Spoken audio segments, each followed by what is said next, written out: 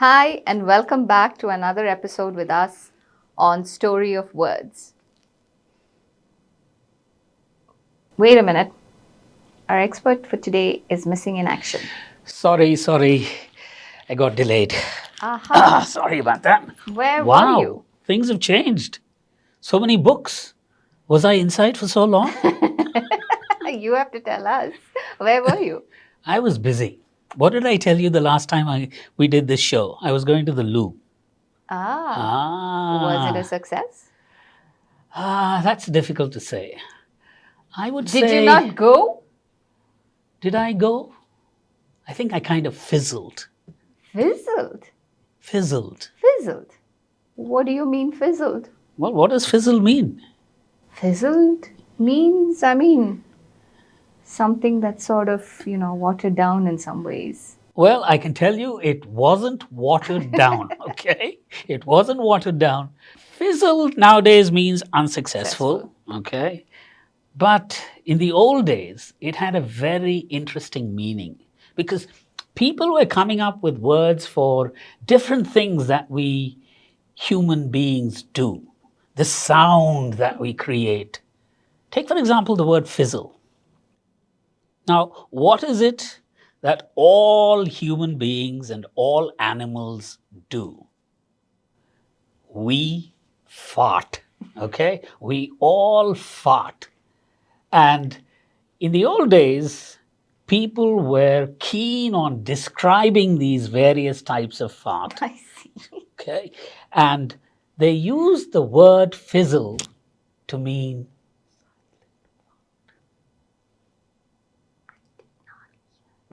yes, they used it to mean to fart silently, which unfortunately, because of etiquette, this is something we're all forced to do, whether we like it or not. There are times we just want to let it rip. But unfortunately, etiquette teaches us that we need to release things slowly and gently and hopefully without smell. उत्तमं दद्ददात पादं मध्यम पादं तुचुक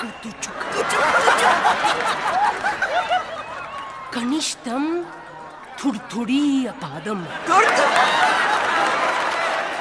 सुरसुरी प्राणघट. So that's what fizzle originally meant, to fart silently. Happy are ye who have the blessing of not doing it silently, because the producer of this show actually shared a very interesting anecdote with us about this gentleman who was very happy not fizzling and was very unapologetic about it. When you say this gentleman, are you referring to me or somebody else? Somebody else. Okay. Yeah, I mean, it's nice to let it rip, as they say. Right. Okay. So tell me, the last time we spoke, you said the word garde-loup, which the French coined, the British borrowed, and it became the loo, right? Yes. But the Americans don't call it the loo, they call it the John. Is there a story there? Yes, funnily enough, there is a story. The Americans call it the John. And it was because an Englishman invented the first toilet flush. And his name was John Harrington. And believe it or not, John Harrington lived during the reign of Queen Elizabeth. And he was supposed to have been a noted poet, dramatist. You know, he was well known then. Have you heard of John Harrington? As a poet? As a poet? No. No. People who have studied literature and are familiar with the Elizabethan period, most of them don't know about John Harrington. So what does that tell you? He was a poet, but he must have written some shitty poetry because nobody remembers him nowadays. But what he did was to invent the toilet flush. What a genius. He was a genius because I think he knew where his talent was. So he invented the flushing toilet and gave the first toilet to Queen Elizabeth, who was very happy with it. So when a lot of Englishmen moved to America, they began to call the toilet John. Very interesting. Yes, and the interesting thing is, it's only in America that the toilet is referred to as John. In England, John Harrington has still been flushed down. Nobody remembers him for the shit that he produced. Wow. Well, that's a lot about the toilet. Yes. That's just one room in an entire house. But very important. Very important. Yes. I mean, a The happy most important person room. is the person who's been successful in that one room at the start of a morning. Yes, yes. I agree with you. Yes. Makes the rest of the day go peacefully. That's right. But that's a lot about the toilet. Yes. Okay. Now, there are other rooms in the house, right? And I've always wondered, what is with the word drawing room? Drawing room. Yes, every house, especially in India, it has a drawing room. The people welcome you into the drawing room and say, "This is our drawing room. Please sit down." The question that you need to ask is, did you ever draw in the drawing room? No, Then where did you draw? anywhere I wanted. Anywhere you wanted. But people seldom draw in the drawing room because they think that it's a very important room. It has to be clean because guests may be coming at any time. So children were kind of asked not to play in the drawing room. It's called the drawing room because of the following reason. See, in the old days, very rich people, when they had guests over for dinner, they all sat down in the dining room and had their dinner. Once dinner was over, the ladies who were part of the crowd were expected to leave the dining room. The men used to sit around the dining table, drink wine, smoke cigars, tell dirty jokes, and enjoy themselves. The room that the ladies moved into was called the withdrawing room. In other words, they withdrew into another room and left the men to themselves. And this room was called the withdrawing room.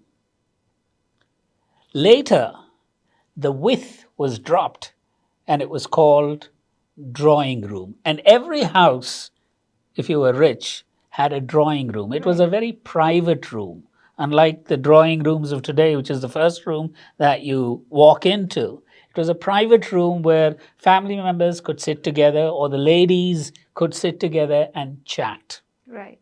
So here you have a new word created by dropping the first word. Withdrawing became drawing.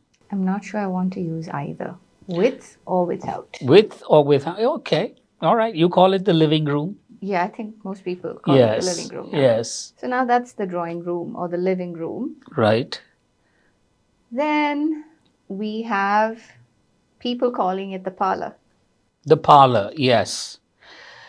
You see, one of the things about English, and perhaps why it is such a popular language, is that it is willing to borrow from other languages.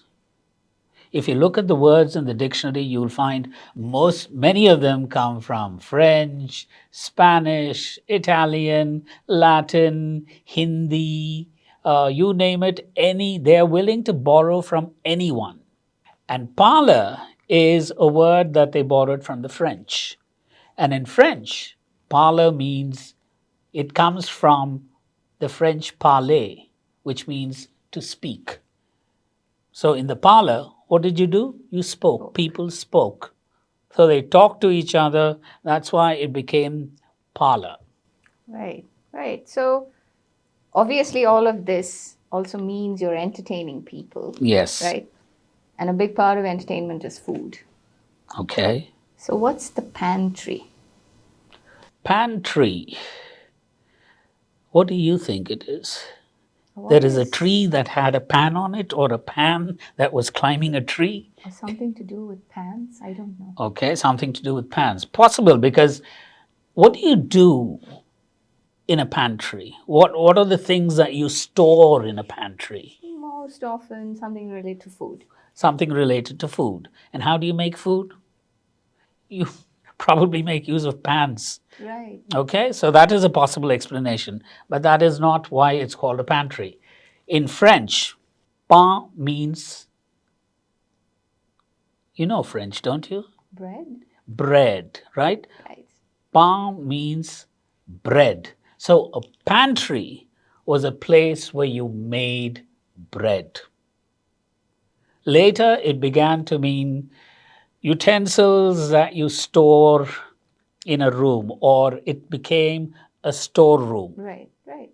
which is why on a train, on these long distance trains, you have a pantry car. What do you get in a pantry car? Food, of course. Food, right? So, pan in French means bread. And you have the word companion. There again, the second syllable is pan. Companion. Who was a companion?